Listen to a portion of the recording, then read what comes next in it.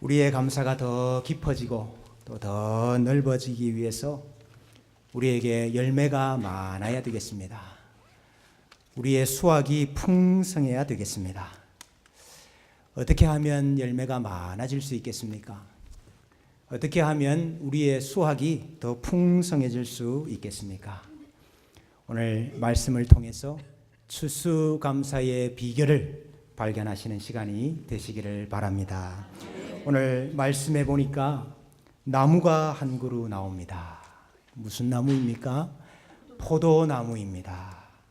그런데 이 포도나무가 예수님이라 그렇게 말씀을 하십니다. 1절에 나는 참 포도나무요. 이 나무를 키우고 가꾸는 농부가 있습니다. 이 농부가 누구입니까? 내 아버지는 농부라. 하나님께서 농부이시네요.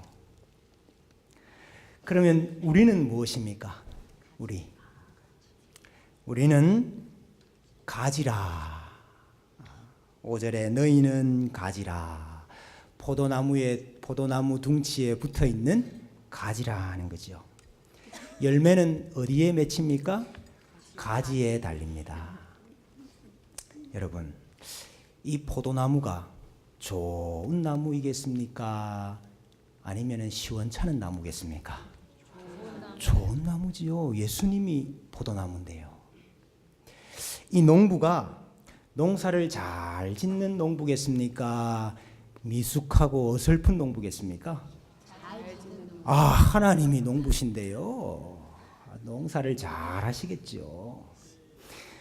그러면은 가지에 열매가 많이 맺히겠죠. 커다란 포도송이가 주렁주렁 맺혀가지고 가지가 축축 처지겠죠.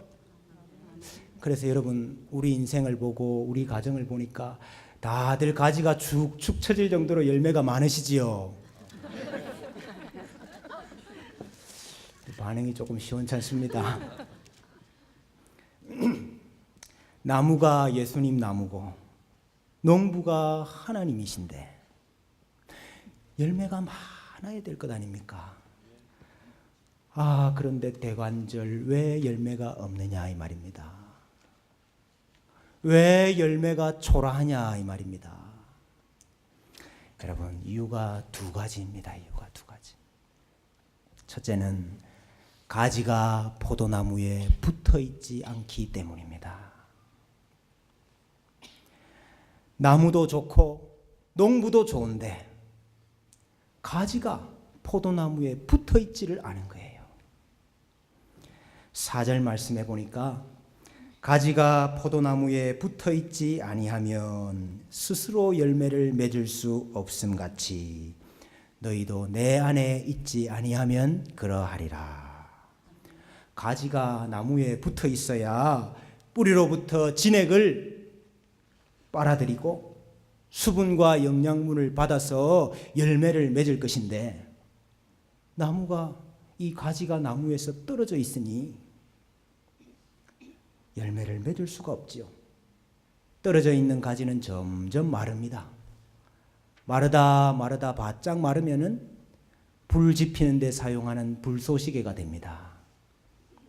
6절에 보니까 사람이 내 안에 거하지 아니하면 가지처럼 밖에 버려져 마르나니 사람들이 그것을 모아다가 불에 던져 사르느니라. 불 쏘시게 된다 이 말이지요. 여러분, 어떻게 하면 가지가 나무에서 떨어지는지 아십니까?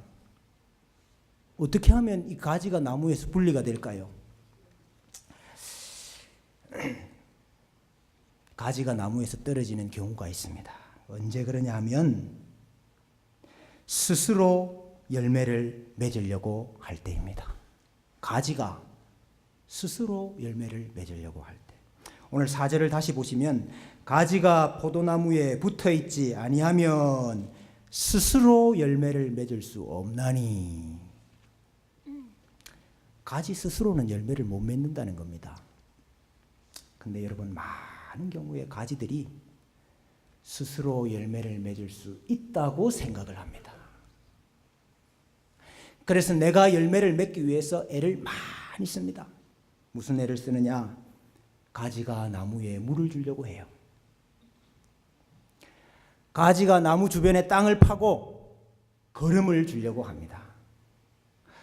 가지가 다른 가지를 가지치기를 합니다. 저 가지는 잘라야 되겠다. 그래가지고 가지가 다른 가지를 쳐요. 가지가 그런 일을 하려고 하니까 나무에서 분리될 수밖에 없죠. 자기가 물도 줘야 되겠고, 자기가 비료도 줘야 되겠고, 자기가 가지치기도 해야 되겠고, 그러니까 분리될 수밖에 없는 겁니다. 여러분, 좋은 의도입니다. 좋은 의도. 열매를 많이 맺어야 되겠다 하는 좋은 의도로 그 일을 합니다마는 스스로 열매를 맺을 수 없다 하는 이 말씀을 모르는 거예요.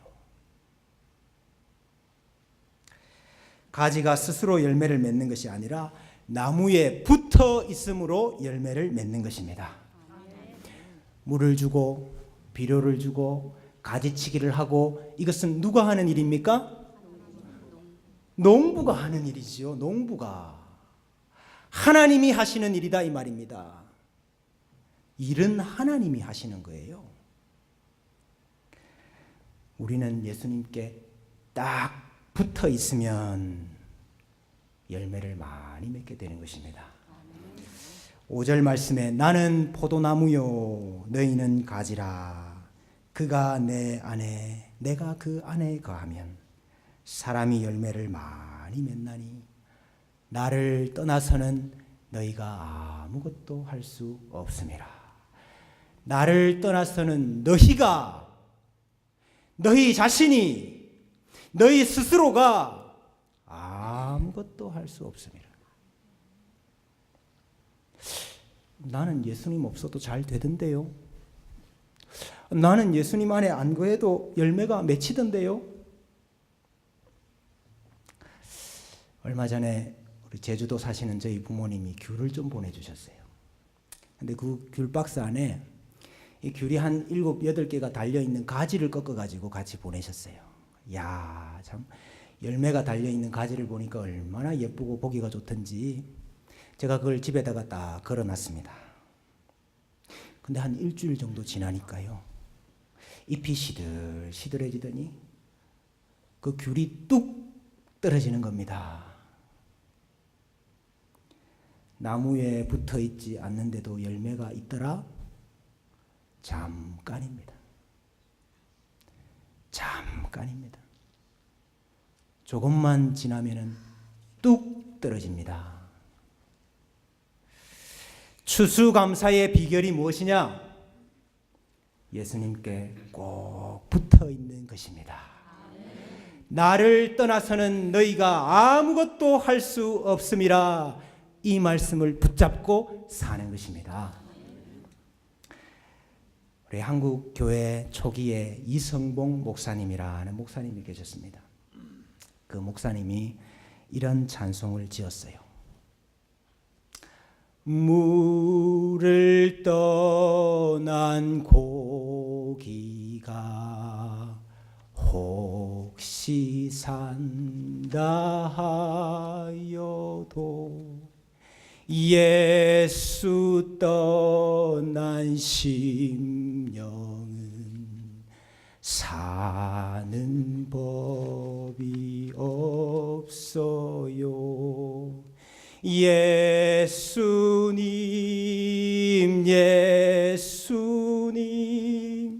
내 중심에 오소서. 주님 한 분만으로 만족하옵니다. 예수 없는 사업은 성공 같되 실패요. 예수 있는 생활은 만사 형통합니다. 예수님 예수님 내 중심에 옵소서. 주님 한 분만으로 만족하옵니다.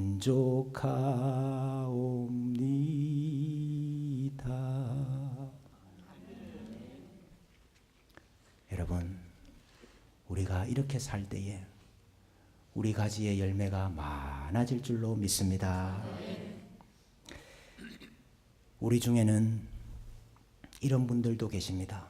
나는 예수님께 잘 붙어 있는데 왜 열매가 없노? 나는 예수님께 잘 붙어 있는데 왜 이렇게 열매가 안 맺힙니까? 답답한 분들이 계시지요. 그럴 수 있습니다. 왜냐하면 아직 열매 맺을 시기가 아니기 때문입니다. 시편 1편 3절에 보니까 그는 시냇가에 심은 나무가 철을 따라 시절을 쫓아 열매를 맺으며 그 잎사귀가 마르지 아니함 같으니 그가 하는 모든 일이 형통하리로다 그랬습니다. 열매를 맺는데 무엇을 따라요? 철을 따라, 시절을 따라. 여기 때라는 단어, 에트라는 단어인데 정해진 때를 말하는 겁니다. 정해진 기회를 말하는 겁니다.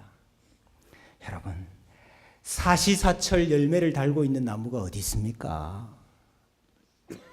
열매 맺을 시절이 있는 거지요. 열매 맺을 때가 있는 거지요. 열매 맺을 철이 있다는 것입니다. 여러분, 나무가 시절을 쫓아가는 겁니까? 시절이 나무에게 오는 겁니까? 시절이 나무에게 오는 거죠. 저기에 봄이 왔다. 그래서 봄을 쫓아가고, 저기에 가을이 왔다더라. 그래 가을을 쫓아가고. 그러면 가지가 분리되는 겁니다. 시절이 나무에게 오는 거예요. 지금은 겨울인데 자꾸 열매를 달라고 조르니까 어떡하란 말입니까? 시간의 운행자는 하나님이십니다. 때와 시간은 하나님께 속한 것입니다. 너무 조급해하지 마십시오. 겨울도 필요하기 때문에 주시는 것입니다. 지금이 겨울이다 싶으면은 잘 견디십시오. 잘 버티십시오. 살아남으십시오.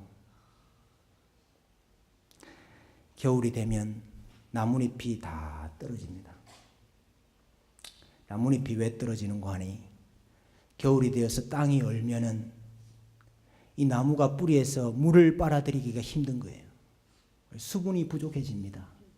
그래서 이 나무가 살아남기 위해서 수분을 앗아가는 나뭇잎들을 다 떨어뜨리는 겁니다.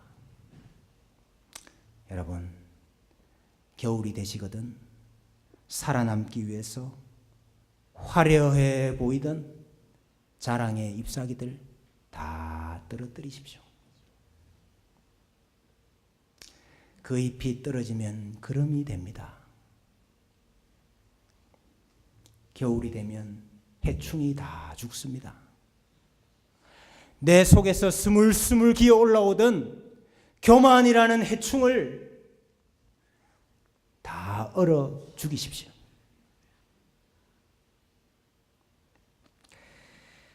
그래야 하나님이 가을이 되면, 하나님의 때가 되면 우리 가지의 열매를 많이 맺게 해 주실 수 있습니다.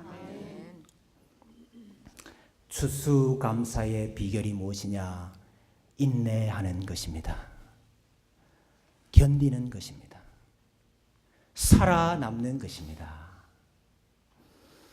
그가 내 안에, 내가 그 안에 거하면 사람이 열매를 많이 맺나니 나를 떠나서는 너희가 아무것도 할 수 없음이라. 이 말씀을 붙잡고 인내하고 기다리십시다. 농부이신 하나님께서 우리에게 어떤 열매를 주실지 기대하면서 기다려 보십시다. 오늘 이 추수감사의 비결을 간직하시고 많은 열매를 맺는 가지들이 되시기를 주님의 이름으로 축원합니다.